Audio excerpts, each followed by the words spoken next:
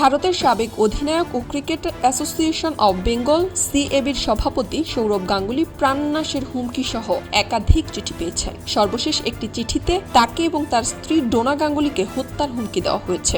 গত কয়েক মাস ধরেই এমন হুমকি সূচক চিঠি পাচ্ছেন বলে পুলিশকে জানিয়েছেন তিনি। এ ঘটনায় থানায় লিখিত অভিযোগ করেছেন সৌরভ গাঙ্গুলি। গতকাল নিজের কার্যালয়ে সর্বশেষ হুমকিসূচক চিঠিটি পাওয়ার পরই থানায় গিয়ে লিখিত অভিযোগ করেন ভারতের অন্যতম সফল এই সাবেক অধিনায়ক। ভারতের বার্তা সংস্থা পিটিআই জানিয়েছে, হুমকি ঘটনায় দক্ষিণ কলকাতার ঠাকুরপুকুর থানায় লিখিত অভিযোগ করেছেন সৌরভ গাঙ্গুলি। অভিযোগ পাওয়ার পরই চিঠিগুলোর উৎস শনাক্তে তদন্ত শুরু করেছে পুলিশ।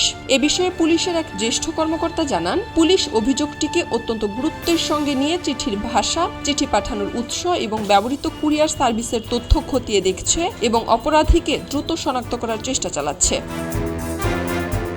পুলিশের প্রাথমিক তদন্তে ধারণা করা হচ্ছে, চিঠিগুলো একটি নিবন্ধিত কুরিয়ার সার্ভিসের মাধ্যমে পাঠানো হয়েছে। তদন্তকারীদের ধারণা, সেগুলো সম্ভবত উত্তর 24 পরগনা জেলার বেলঘরিয়া এলাকার এক ব্যক্তির কাছ থেকে পাঠানো হয়েছে। এদিকে ভারতের সংবাদ মাধ্যম নিউজ 18-এর প্রতিবেদনে বলা হয়েছে, বিসিসিআই এর সাবেক এই সভাপতির নামে প্রায় 6 মাস ধরেই এমন হুমকিসূচক চিঠি আসছিল। তবে শুরুতে বিষয়টিকে তেমন গুরুত্ব দেওয়া হয়নি। সর্বশেষ চিঠিতে সরাসরি প্রাণনাশের হুমকি দেওয়ার পর ঘটনাটি গুরুত্বের সঙ্গে তদন্ত শুরু করেছে পুলিশ।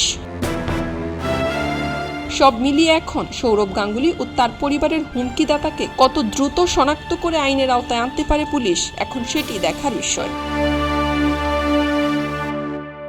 খবরের কাগজ, নিখাদ, নির্ভীক, নিরপেক্ষ।